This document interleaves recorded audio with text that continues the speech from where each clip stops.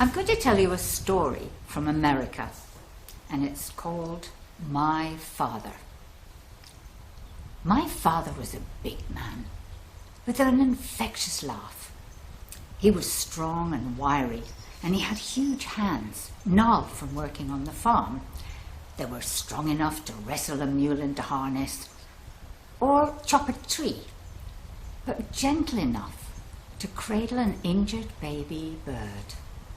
He was so clever he could do anything, my father, except one thing. He couldn't read or write. He was illiterate.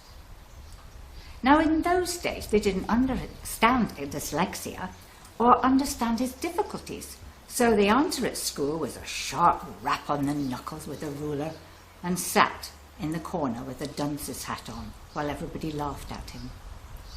His father stopped the pain by taking him out of school and setting him to work on the little smallholding farm he had. And there he learned all about flora and fauna, the heavens above, folklore, lots of things he wouldn't have learned at school. He was very happy until his father tragically had an accident and he was left to run the farm on his own.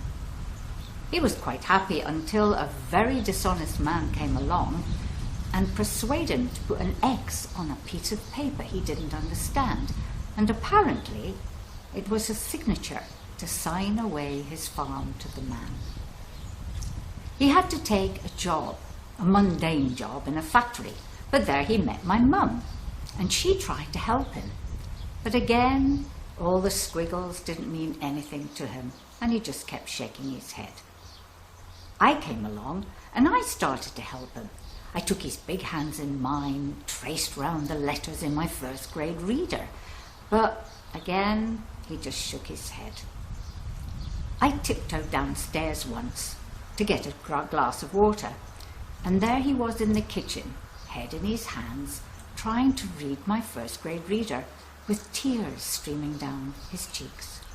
I tiptoed back upstairs so he wouldn't see me. He tried and he tried his best. One day my mum got a little bit sick and he said he would do the cooking and we would have a special dessert. It was a little while in the kitchen, so I went out to see what was wrong, and there he was standing at the kitchen table over an open can. He looked up, bewildered. "I thought they were pears," he said. And the picture did look like pears, but the words said, "whole new baby potatoes." To stop his pain, I got him to come on the back porch with me, look at the heavens above, and tell me again how all the stars got their names. He used to listen to the radio, and I would climb up onto his lap and read the Bible to him. I could still feel the warmth in his hands through my faded dungarees. War came, and he went off, and he shone, because he could remember the intricate lacework of pipes in the bowels of a ship and know exactly where a problem would be. He did so well that they persuaded him to apply for the job of foreman in the docks when he came back. But he never got to the interview because he couldn't write out the application form.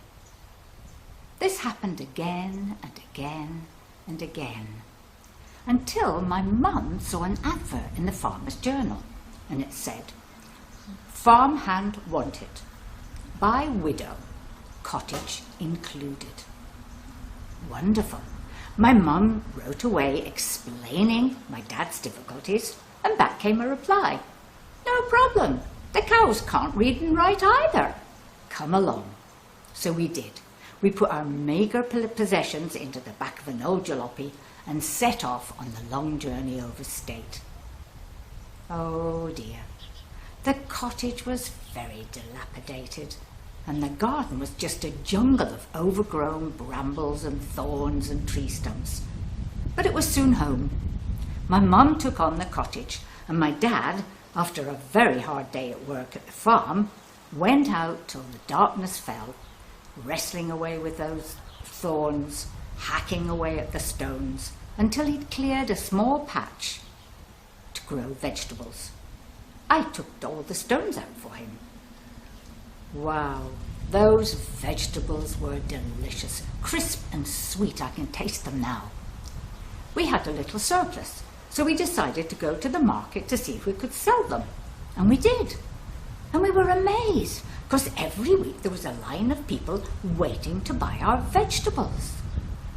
We soon had enough money that Dad could hire another guy to help him clear the garden, and I could go and buy him plants and seeds and make sure the picture on the packet did look like the vegetable it would become.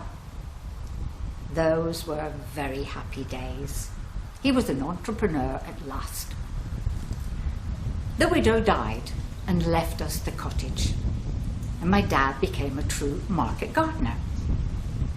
Why he was so proud was that his favourite passage in the Bible said, "You can only get to the kingdom of heaven if you provide for your family." And now he was a provider. Time went on, and unfortunately my mum died of cancer, and he started to have heart problems. I got a job on the other side of the state, a promotion, and the family implored him to come with us. My children adored him and loved the stories just like I did as a child. "No," he said, "my memories are here, and the people in the village know me. I don't want to go and have to explain my problems to new people. Don't worry, I've got nitroglycerine tablets from the doc, and if I have a heart murmur, I pop one under my tongue. All's well. Off you go and enjoy your job. Just keep in touch." We did. 8 weeks later, he was dead. A neighbour had found him face down in his vegetable patch. The doctor was perplexed because he'd just filled out a new prescription for him, and the pharmacist said yes, he'd picked it up, but we couldn't find the bottle. The chapel was overflowing with people who had come to pay their respects. Before I drove home, I went back into the garden and smiled. Each vegetable was divided with big stones and a stick with a seed packet on it. It was immaculate, except one stone was out of place. I walked up the path to put it back, and there, underneath the stone, in the soft earth, half buried, was a bottle. Nitroglycerine. I then understood the agony my dad had gone through, because underneath the words it said, "New child-proof cap, pressed down firmly before turning." My father couldn't read, and the new assistant at the pharmacy, didn't realise my dad couldn't read either. When he couldn't open the bottle, he must have picked up a stone and tried to smash the bottle open to get to the tablets. But it was made from, child-proof plastic. The dyslexia had won in the end. But today, I'm at university, watching my son graduate as a junior doctor. He's the image of my father.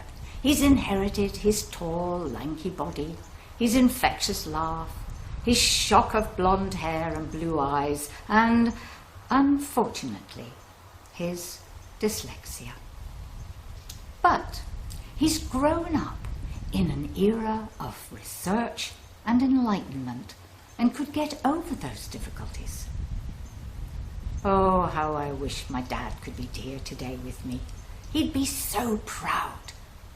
But I know he's up there looking down with a grin from ear to ear, knowing that dreadful affliction has been beaten forever.